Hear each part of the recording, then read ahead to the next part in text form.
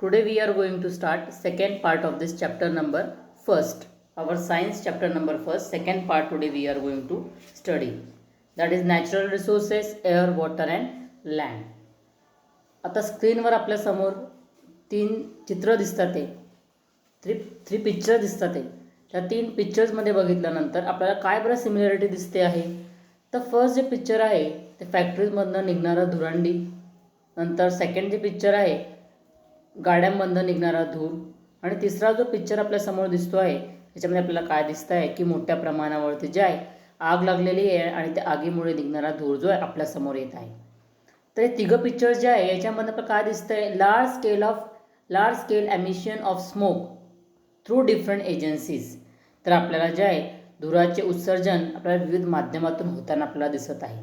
मग हा धूर जो आहे थेट काय होतं, हवेमध्ये जाऊन मिसळतो आणि हवेमध्ये जे काही घटक आपण पाहिले की हवेमध्ये वेगवेगळ्या घटकांचं प्रमाण जे आहे ठरलेलं आहे, त्या घटकामध्ये जाऊन जे आहे हवेतील या घटकामध्ये जाऊन हवेतील समतोल जे आहे हे प्रदूषण जे आहे वाढवत असतो. यालाच आपण काय म्हणतो, वायू प्रदूषण. वाहनांमधनं निघणारा धूर, मोठे मोठे उद्योगधंदे यामधल्या इंधनाच्या ज्वलनातून, तसेच लाकूड, कोळसा यासारख्या इंधनाच्या अपूर्ण ज्वलनामुळे सुद्धा खूप मोठ्या प्रमाणावर धूर बाहेर निघत असतो, घातक वायू निघत असतो. आणि हा घातक वायू जो आहे हा दिवसेंदिवस day by day air pollution is increasing. दिवसेंदिवस काय होते की हे जे धूर निघतो आहे हा धूर हवेमध्ये मिसळतो आहे आणि या धुरामध्ये काय असतात तर हार्मफुल सबस्टन्सेस काय असतात, nitrogen dioxide, carbon dioxide, carbon monoxide, sulphur dioxide आणि सूट म्हणजेच काय, काजळी. जेव्हा आपण लाकूड पेटवतो, लाकूड पेटवल्यानंतर काळसर भाग येतो की नाही बाहेर उडतो, तो त्याला आपण काय म्हणतो, काजळी. हा बाहेर निघत असतो म्हणजे का खूप मोठ्या प्रमाणावर हवेमध्ये मिसळतो आहे आणि आपल्या हवेचा समतोल बिघडवतो आहे. आणि हवेमध्ये असं फिल्टर नाही आहे, ऑटो फिल्टर, की ते फिल्टर होईल आणि आपल्यापर्यंत जो येणारी हवा आहे, ऑक्सिजन आहे, तो प्रदूषण विरहित येईल असं मुळीच नाही. तर पुढचा जो भाग आहे तो ओझोन लेयर. मी तुम्हाला 3 लेयर्स ऑफ ॲटमॉस्फिअर शिकवताना मी तुम्हाला हे ओझोन लेयर, हा जो लेयर प्रोटेक्टिव्ह शेल आपण त्याला म्हणतो, संरक्षण कवच आपण त्याला म्हणत असतो, हा जो लेयर आहे हा लोअर पार्ट ऑफ स्ट्रॅटोस्फिअरमध्ये आहे. कुठे आहे हा पार्ट, लोअर पार्ट ऑफ स्ट्रॅटोस्फिअरमध्ये ओझोन लेअरचा थर जो आहे. आणि हा ओझोन लेअर काय करतो, मी तुम्हाला हे त्यावेळेला सांगितलेलं होतं की ओझोन गॅस काय करतो, हा आपल्यासाठी अतिशय महत्त्वाचा आहे. सजीवांना जगण्यासाठी जो आहे प्रत्यक्षपणे जरी महत्त्वाचा नसला तरी हा खूप उंचीवर आहे आणि पृथ्वीभोवती हा जो ओझोनचा थर आहे हा आपल्यासाठी म्हणजे सर्व सजीवांसाठी फार महत्त्वाचा आहे. मग हा थर काय करतो, तर हा थर जो आहे सूर्याकडून येणारे जे अल्ट्राव्हायोलेट रेज आहे जे आपल्याला हार्मफुल आहेत लिव्हिंग बिंगसाठी, हा ॲब्झॉर्ब करून घेतो. काय करून घेतो, शोषून घेतो. आणि या ओझोन लेअरच्या थरामधून ते अल्ट्राव्हायोलेट रेज जे आहे ते पास होऊन येतात. त्याच्यामुळे आपल्याला त्याच्यापासून आपल्याला फारसा काही त्रास होत नाही किंवा हानी आपल्याला पोहोचत नाही. ही किरणं जी आहे ओझोन वायू शोषून घेत असतं आणि आपल्या पृथ्वीवरील सर्व सजीवांचं जे आहे संरक्षण होत असतं. आता ओझोन लेअर इज डिस्ट्रॉयड, हा आता आपण बघतोय बऱ्याच वेळा आपण बातम्यांमध्ये ऐकतो की ओझोन लेअर जो आहे त्याला असं होल पडत चाललेलं आहे किंवा ते डिस्ट्रॉय होत चाललेलं आहे. हे कशामुळे होतं आहे, तर if the chemical gases like carbon tetrachloride और chlorofluorocarbon used in air conditioners and refrigerator mix in the air. तर हे जे विषारू वायू आहेत हे रासायनिक वायू हवेमध्ये मिसळले जातात आणि ओझोनचा थर जो आहे, बरं हे कुठून निघतो हा वायू, तर वातानुकूलित यंत्र म्हणजे AC मधनं निघणारा वायू आहे. रेफ्रिजरेटरमधनं निघणारा हा जो वायू आहे हा अतिशय घातक असा वायू आहे. हा हवेमध्ये मिसळतो आणि हळूहळू जो आहे हा ओझोन लेअर जो आहे, थर जो आहे हा डिस्ट्रॉय करण्यामागे हे विषारू वायू आहेत. जो the 16th of September is celebrated as a ozone protection day. तर आपण ओझोनचं महत्त्व जे आहे सगळ्यांना आता कळू लागलेलं आहे की ओझोन हा थर आपल्या पृथ्वीसाठी खूपच महत्त्वाचा आहे. म्हणून आपण 16 सप्टेंबर हा जो दिवस आहे जगभर, आपल्याकडे भारतातच नव्हे तर पूर्ण जगभर ओझोन प्रोटेक्शन डे म्हणजे ओझोन संरक्षण दिन आपण जो आहे 16 सप्टेंबर म्हणून आपण साजरा करत असतो. तर विद्यार्थ्यांनो, ज्या वेळेला आपण मोठ्या मोठ्या महानगरामध्ये आपण जातो तर महानगरामध्ये गेल्यानंतर रहदारीच्या ठिकाणी हवेमध्ये कोणकोणते घटक आहे या घटकांचा प्रमाण दाखवणारे फलक लावलेले असतात. मुंबई असेल, पुणे, नागपूर अशा मोठ्या मोठ्या महानगरांमध्ये फलक लावलेले असतात की हवेमध्ये कोणकोणत्या घटकांचा किती प्रमाण आहे आणि त्या ठिकाणच्या हवेतील घातक घटकांचे प्रमाण किती आहे हे आपल्याला समजत असतं. Now will move to the next topic, water. तर स्टुडंट्स, वॉटर आपण सकाळी उठल्यापासून ते झोपेपर्यंत पाण्याचा जे आहे खूप मोठ्या प्रमाणावरती आपण वापर करत असतो. आणि एक दिवस आपल्या घरात पाणी नाही आलं तर आपली कशी त्रिपुट होते आपल्या आईची आणि आपली, हे आपल्या सर्वांना माहिती आहे. तर आपण दिवसभरामध्ये काही ना काही कामानिमित्त आपण पाण्याचा वापर करत असतो. आणि सर्वात महत्त्वाचं म्हणजे आपण दोन तासच्या वर जर आपण पाणी नाही पिलं तर आपल्याला कसं व्हायला लागतं. म्हणजे आपल्या शरीरासाठी सुद्धा आपल्याला water, it is very very important for living being also. We need to drink 3 to 4 liters of water every day. आपल्या शरीरामध्ये जे आहे आपले जे बॉडीली फंक्शन आहे ते स्मूथ होण्यासाठी, टू रन स्मूथली, आपल्या शरीरातले जे बॉडी फंक्शन्स जे आहे ते व्यवस्थित होण्यासाठी आपल्याला दिवसभरामध्ये कमीत कमी 3 ते 4 लिटर पाणी आपण पिलंच पाहिजे. Living thing also require water, although the amount of water they need may vary according to the size of their body. Water is very very important. Just a minute.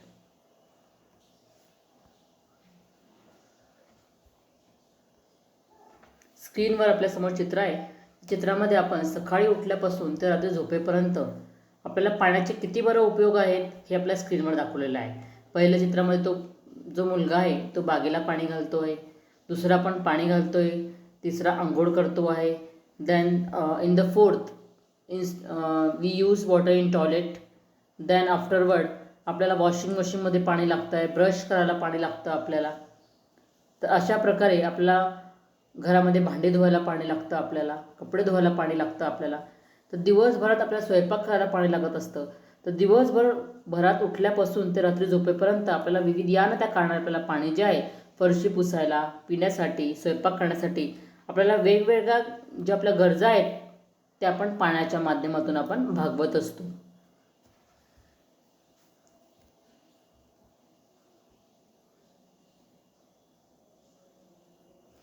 आता how water is form. When hydrogen gas Burns in air it combines with oxygen and water is form. ज्या वेळेला hydrogen वायू जो आहे हवेत ज्वलन होतो आणि ऑक्सिजनचे जे आहे इट कंबाइन्स विथ ऑक्सिजन, त्यावेळेला आपल्याला काय मिळत असतं, पाणी. म्हणून पाण्याचं काय सूत्र आहे, H2O. काय सूत्र आहे पाण्याचं, H2O. म्हणजेच काय, हायड्रोजन ज्या वेळेला बर्न होतं एअरमध्ये आणि it combines with oxygen, water is form. We have learn about some characteristic of water in previous standard. आता आपण इयत्ता 5वीमध्ये जे आहे वॉटरचे काय काय कॅरेक्टरिस्टिक आहे याचा आपण काहीचा भाग जो आहे आपण आपल्या मागच्या इयत्तेमध्ये पाहिलेला आहे. आता पाणी, the distribution of water on the अर्थ. तुमच्या समोर जे स्क्रीनवरती जे आहे ब्ल्यू कलरचं जे चित्र दिसतंय त्यामुळे तुम्ही म्हणाल मॅडम आपल्याकडे तर खूप मोठ्या प्रमाणावरती पाणी आहे. यस, आपल्याकडे खूप मोठ्या प्रमाणावरती पाणी आहे. पण तुम्ही जर बघायला गेला तर सीज अँड ओशियन, सीज आणि ओशन जे आहे,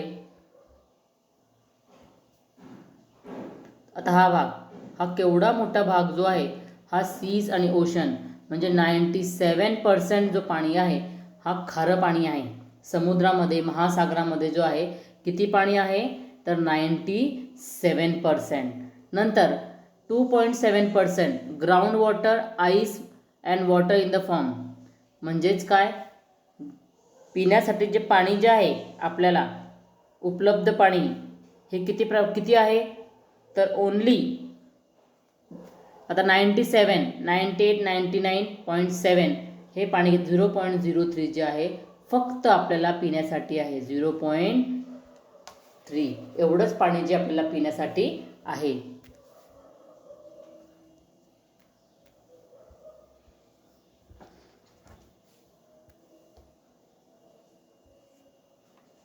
जे टोटल पाणी जे आहे ना, टोटल 100 पैकी 97 जे आहे, 97 पाणी जे आहे हे सीज आणि ओशन मधलं आहे. देन 2.7 जे आहे ग्राउंड वॉटर आहे, म्हणजे भूमिगत पाणी आहे आणि बर्फाच्या स्वरूपातलं पाणी आहे. आणि फक्त जे आहे 0.3% पाणी जे आहे it is available for drinking, म्हणजे किती कमी प्रमाणामध्ये पाणी जे आहे आपल्याला पिण्यासाठी आहे. म्हणजे एवढं आपण खारट पाणी, जे समुद्रातील खारट पाणी आहे आणि जे गोठलेल्या अवस्थेत पाणी आहे ते आपण वापरू शकत नाही. म्हणजे आपल्याला खूपच अत्यल्प पाणी जे आहे आपल्याला पिण्यासाठी उपयोग आहे. तरी देखील जे आहे हे सर्व जे पाणी एवढं कमी स्वरूपामध्ये आहे, eight it is enough for all living बिंग्स. आता विद्यार्थी मित्रांनो, आता आपल्या 1 मिनिट.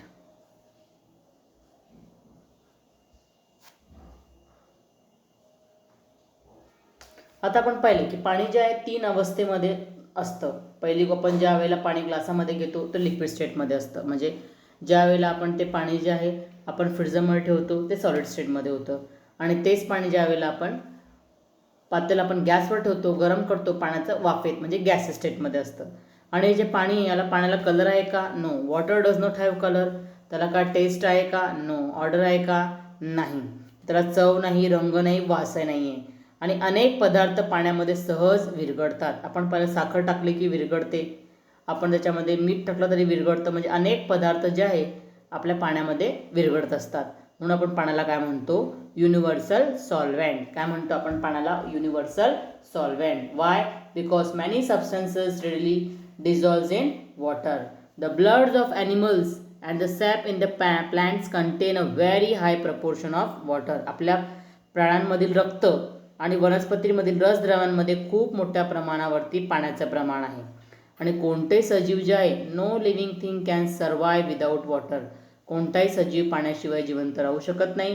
म्हणून काय म्हटलं जातं की वॉटर इज लाईफ. आपण पाण्याला काय म्हणत असतो? आपण पाण्याला जीवन म्हणत असतो. आता पाण्याचा वापर आपण कोणकोणत्या कारणांसाठी करतो आहोत?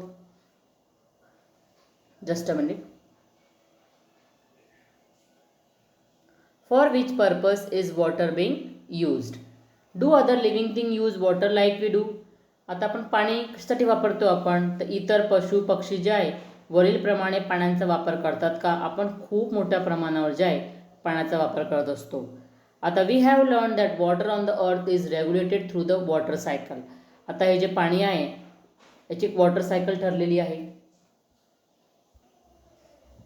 तर हे पाणी जे आहे, पाणी आपल्याला खूप कमी स्वरूपामध्ये आपल्याला पिण्यासाठी योग्य पाणी आहे.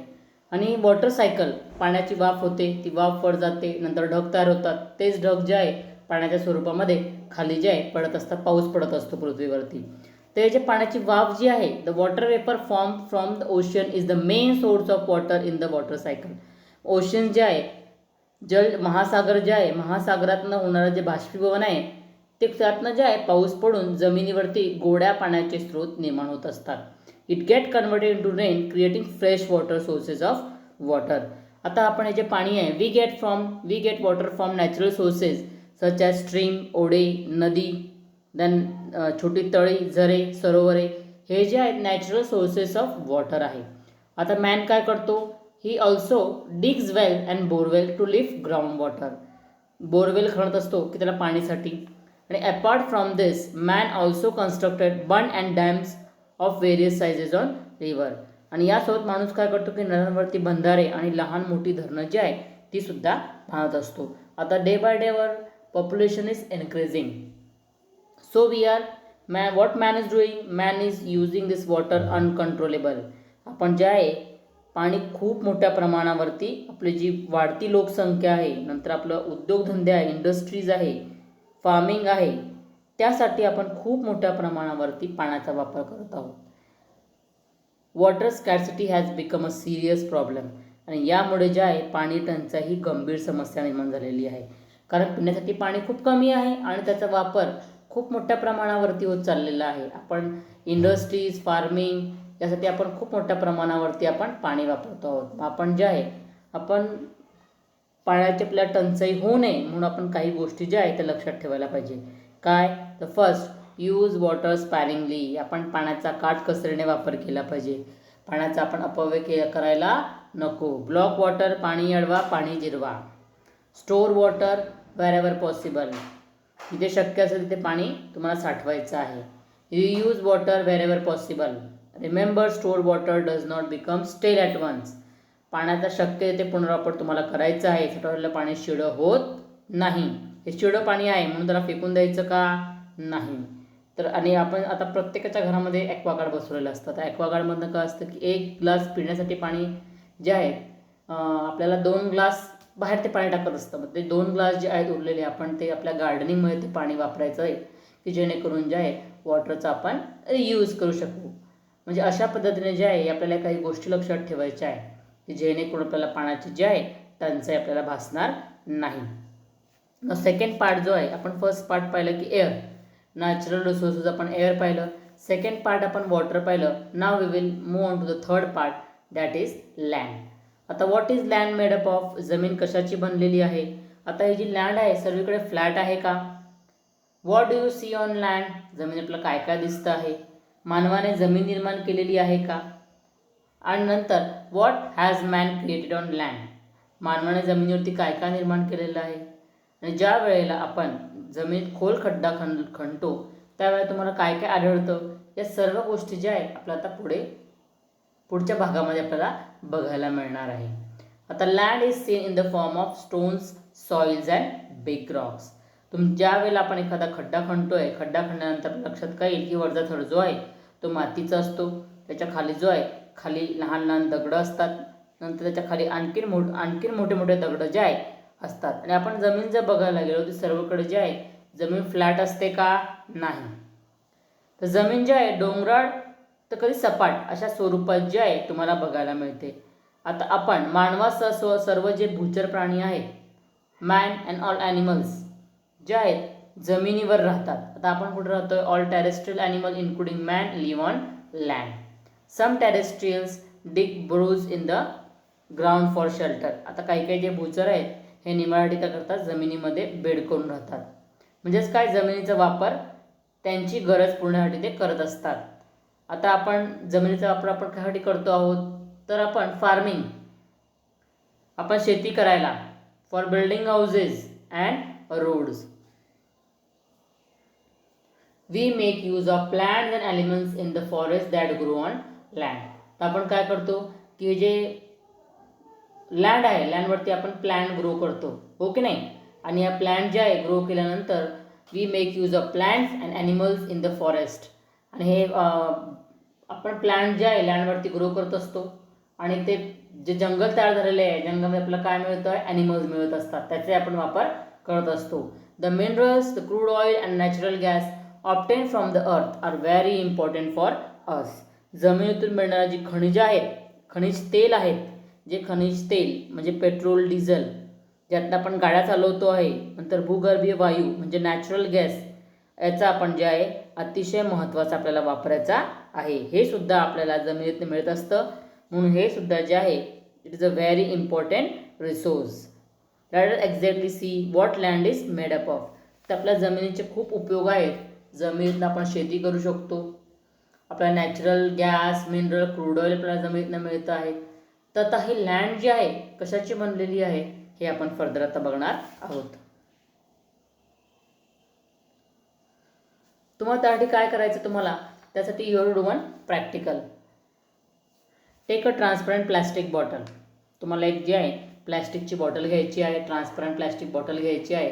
आणि त्याच्यामध्ये जे आहे handful of soil and some stones, sand, some dry leaves and water. तुम्हाला काय करायचं आहे, एक तुम्हाला पारदर्शक म्हणजे ट्रान्सपरंट बॉटल घ्यायची. तुम्हाला ज्यामध्ये मूठभर माती, दगड, वाळू, पालापाचोळा आणि पाणी घ्यायचं आहे. बाटलीचा जो निमुळता असलेला वरचा भाग कापायचा तुम्हाला आणि खालच्या भागात उरलेलं साहित्य तुम्हाला टाकायचं आहे. नंतर त्यात पाणी टाका. त्यानंतर हे मिश्रण भरपूर तुम्हाला हलवून घ्यायचं आहे. आणि हलवल्यानंतर तुम्हाला दुसऱ्या दिवशी तुम्हाला निरीक्षण करायचं आहे. तुम्हाला बाटलीमधील मिश्रण जे आहे कसं दिसतं आहे, त्यात तुम्हाला कोणकोणते बरं तुम्हाला लेयर्स दिसतात आहे. What is seen in the different layers from the top to bottom. तुम्ही जर जे आहे टॉप टू बॉटम जे आहे तुम्हाला वरपासून खालपर्यंत तुम्हाला थरामध्ये काय काय दिसतं आहे हे तुम्हाला निरीक्षण करायचं आहे. तुम्हाला निरीक्षण आपल्या चित्रात आपल्या समोर दिसतं आहे की आपण काय केलं की आपण माती घेतली, मोठे माती घेतली, आपण स्मॉल स्टोन घेतले, बिग स्टोन घेतलं, सॉईल आणि पालापाचोळा घेतला. आपण झाडाचा पालापाचोळा घेतला. या गोष्टी जे आपण ट्रान्सपरंट बॉटलमध्ये घेतलं, त्यात पाणी टाकलं आणि आपण ते हलवल्यानंतर जे आहे आपण दुसऱ्या दिवशी जे आहे त्या बॉटलला आपण पाहिलं तर आपल्याला जे आहे अशा प्रकारचे आपल्याला लेयर्स दिसतील. खाली बिग स्टोन, त्याच्यावरती स्मॉल स्टोन, त्याच्यावरती सँड वाळू, त्याच्यावरती तुम्हाला मातीचा थर दिसेल आणि त्याच्यावर तुम्हाला काय दिसेल की जे आहे त्याच्यावर तुम्हाला पाणी आणि मग पालापाचोळा तुम्हाला दिसणार आहे. Land on the earth also look like this.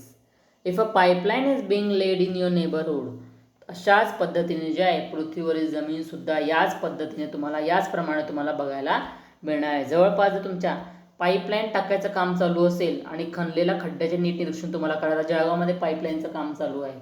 खड्ड्यांचं खणकाम केल्यानंतर तुमच्या लक्षात काय येईल की वरचा थर जो आहे तो मातीचा आहे, त्याच्या खालती अजून थोडी जाड माती असणार आहे, त्याच्या खालती लहान लहान खडकं, त्याच्या खालती आणखीन मोठे खडकं, अशा प्रकारचे थर जे आहे तुम्हाला आता आपल्या जळगावमध्ये काम चालू आहे की नाही अंडरग्राऊंड पाईपचं, तुम्हाला हे थर जे मातीचे तुम्हाला सहज बघायला मिळतील. तर टॉपमोस्ट लेयर जो आहे हा टॉपमोस्ट लेयर जो आहे, if the land has a mature soil, topmost layer is form by decomposition of the remains of plants and animal. आता हे जो वरचा थर आहे सर्वात त्याला आपण काय म्हणतो ह्युमस. हा वरचा थर काय आहे ह्युमस. हा जो वरचा थर आहे ह्युमस त्याला आपण मराठीमध्ये काय म्हणतो कुथित मृदा. काय म्हणतो आपण त्याला कुथित मृदा. हा जो कुथित मृदा आहे कशी काय तयार होते तर ज्या वेळेला जमिनीत सर्वात वरचा थर हा जो आहे वनस्पती म्हणजे प्लांट्स अँड ॲनिमल्स यांचे जे अवशेष आहे रिमेन्स ज्या वेळेला कुसतात त्यातनं हा थर निर्माण होत असतात. म्हणजे प्लांट्स आणि ॲनिमल्स आता प्लांट्स जे आहे पालापाचोळा खाली पडतो तो कुसतो. आता काही ॲनिमल्स जे आहे ॲनिमल्स जे मरतात ते जमिनीवरती पडलेले असतात, मग ते त्यांचं डिकम्पोजिशन होतं. मग डिकम्पोजिशन झाल्यानंतर जे आहे हा थर जो आहे ह्युमसचा तयार होत असतो. हा थर शक्यतो दाट जंगलामध्ये आढळतो. आता आपल्या जवळपास तर असं काय आपल्याला आढळणार नाही. हा तर कुठे आढळणार आपल्या जास्त प्रमाणामध्ये तर जंगलामध्ये आढळतो, कारण जंगलामध्ये जे आहे खूप मोठ्या प्रमाणात पालापाचोळा जमिनीवरती पडत असतो. नंतर प्राण्यांचे अवशेष कुजणे, प्राणी मेल्यानंतर जे आहे अवशेष प्राणी तेच पडतो, त्याचे अवशेष कुजतात आणि मग प्लॅन्टचे पण अवशेष कुजतात आणि त्यातनं हा ह्युमस जो आहे कुथित मृदा म्हणतो आपण त्याला, हा थर जो आहे आपल्याला बघायला मिळेल. त्याच्या खाली जो आहे जमीन, वाळू, माती, त्याच्या खाली जे आहे आपल्याला कोणता थर बघायला मिळणार आहे. त्याच्या खाली जे आहे जमिनीमध्ये आपल्याला वाळू, नंतर माती, बारीक खडे, कृमी, कीटकांनी युक्त असते. या मातीला थराला आपण काय म्हणतो मृदा. हा जो खालचा थर आहे याच्यामध्ये काय काय असतं या थरामध्ये जे आपल्याला वाळू आढळणार आहे, माती आढळणार आहे, आपल्याला बारीक बारीक खडं, नंतर कृमी, हे जे आहेत कीटकांनी युक्त अशी माती असते. या मातीला आपण काय म्हणत असतो मृदा म्हणत असतो. आणि त्याच्या खाली जे आहे या जमिनीत माती व मूळ खडकांचे तुकडे असतात.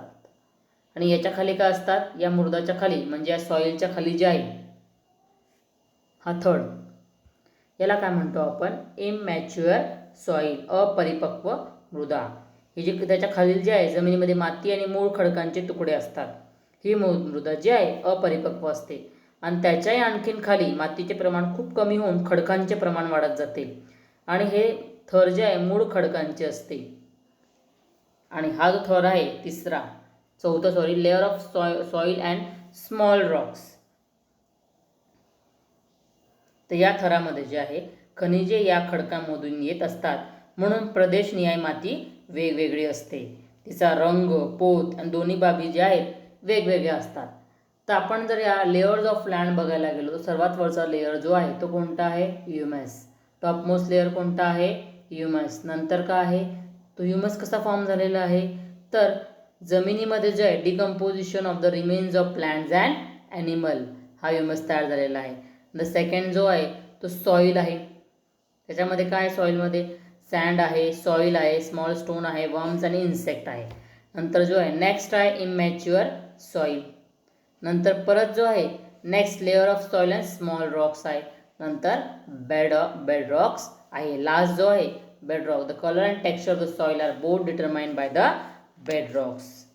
आता प्रोसेस ऑफ सॉईल फॉर्मेशन.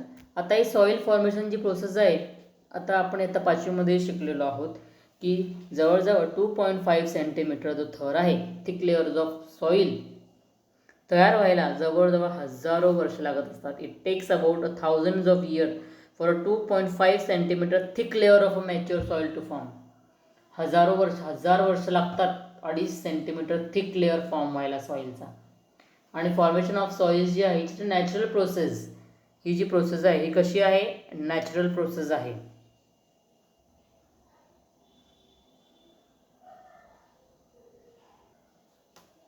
तर सॉइल फॉर्मेशन प्रोसेस जी आहे ही प्रोसेस किती म्हणजे 1000 वर्ष लागल्यानंतर 2.5 सेंटीमीटर थिक लेअर होतो आहे.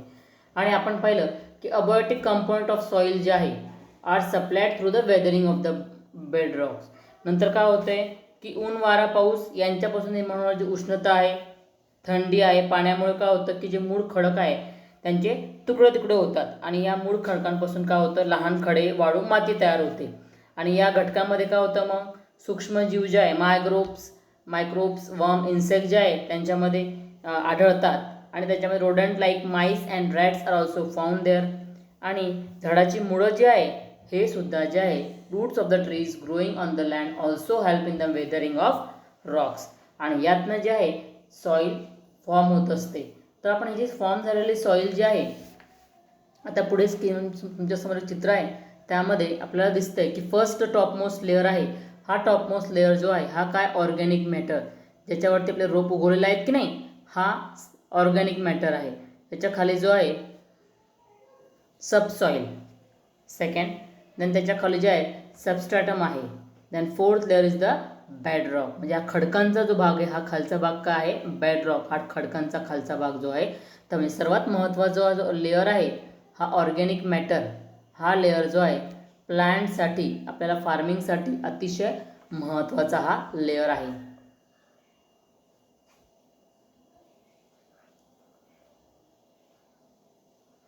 हे सॉईल जे आहे फॉर्म व्हायला किती वेळ लागतो तर आपण हे सॉईल डिस्ट्रॉय होणार नाही due to flood storm and human activities such as mining. तर आपण जे आहे पूर परिस्थिती वादळी वारे व मानवाच्या खाणकामामुळे जे आहे ही मृदा अल्पावधीमध्ये खूप कमी वेळामध्ये नष्ट होणार नाही यासाठी आपण काय केलं पाहिजे we should conserve soil and to prevent the erosion of land. आपण इरोजन ऑफ लँड जे आहे जमिनीची धूप थांबायला हवी त्यासाठी आपण काय केलं पाहिजे तर आपण त्यासाठी सर्वोत्तम उपाय म्हणजे काय तर आपण जमिनीवरील वनस्पती जे आहे आपण जमिनीवर झाडं खूप मोठ्या प्रमाणावरती लावायला पाहिजे. गवत झाडे झुडपं जे आहे आपण खूप मोठ्या प्रमाणावर लावलं पाहिजे जेणेकरून जे आहे जमीन उघडी पडणार नाही आणि जमिनीची धूप जी आहे होणार नाही. तर आपल्या परिसरामध्ये आपण पाहिलं की आपल्या अंगणामध्ये बाग डोंगर नदीकाठ शेती खडकाळ जमीन येथील जे आपल्याला मातीचे नमुने घ्यायचे आहे आणि मातीच्या रंगामध्ये कोणता फरक आहे स्पर्शामध्ये कणाचा आकार हे सगळं जे आहे तुम्हाला एक छोटंसं प्रॅक्टिकल करून बघायचं थोडंसं निरीक्षण तुम्हाला करून बघायचं आहे. जर जो वरचा थर आहे मातीचा सर्वात वरचा थर त्याला आपण काय म्हणतो ह्युमस. आता ह्युमस कसा बरं फॉर्म झालेला आहे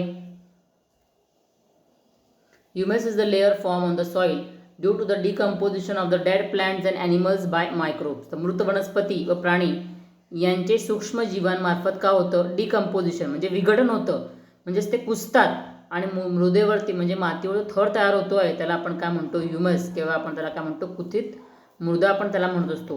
हे जे ह्युमस आहे हे जमिनीला पोषक घटक पुरवण्याचं काम करत असतं. It is a very important. आणि हे काय करतं humus it is also important for aerating the soil and for holding water in the soil.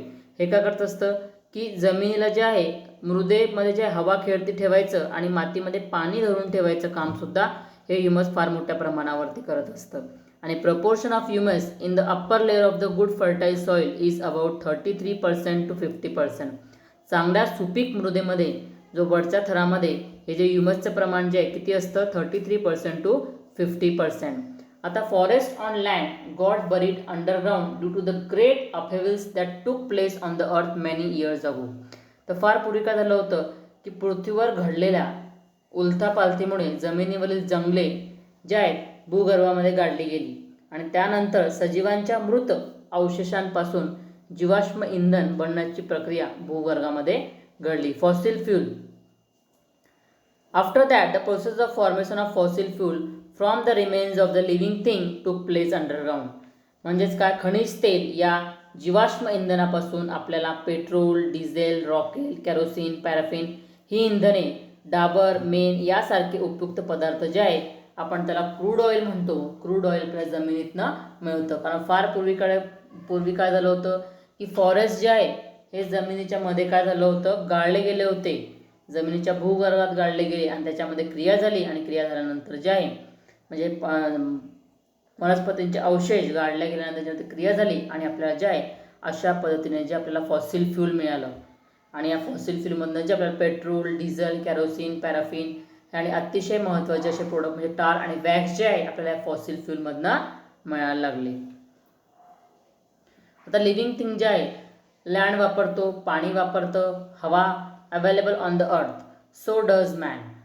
However, the portion of these resources that are actually put to use are very small. आपला जी land आहे total लँडपैकी फक्त 29% land जे आहे ते आपल्याला वापरायला आहे. नंतर तुम्हाला माहिती की पिण्यायोग्य पाणी किती आहे 0.3% ओनली. का त्यातलं 97% जे पाणी आहे ते समुद्राचं आहे. नंतर आपण पाहिलं की बरंचसं जे पाणी आहे ते कसं आहे बर्फात याच्यामध्ये आहे, बर्फ स्वरूपामध्ये आहे. त्यामुळे फक्त आपल्याला 0.3 जे आहे percent water is use for drinking purpose. आणि ऑक्सिजन 21% इज ओनली ऑक्सिजन. म्हणजे लँड, वॉटर आणि हवा जर आपण बघायला गेलो तर ओव्हरऑल जे आपल्याला वापरण्यासाठी आहे मनुष्याला ते खूपच कमी प्रमाणामध्ये आहे. So it is very necessary for a man to control his greed. म्हणून आपल्याला जे मानवाला जे आहे स्वतःच्या हव्यासवर नियंत्रण ठेवणे फार गरजेचं आहे. आणि तेव्हाच जर मानवाने तारतम्य ठेवलं वापर करताना हवा व ती स्वतःबरोबरच व इतर सजीवांसाठी सुद्धा आपल्याला आहे याचं आपल्याला भान ठेवणं फार गरजेचं आहे.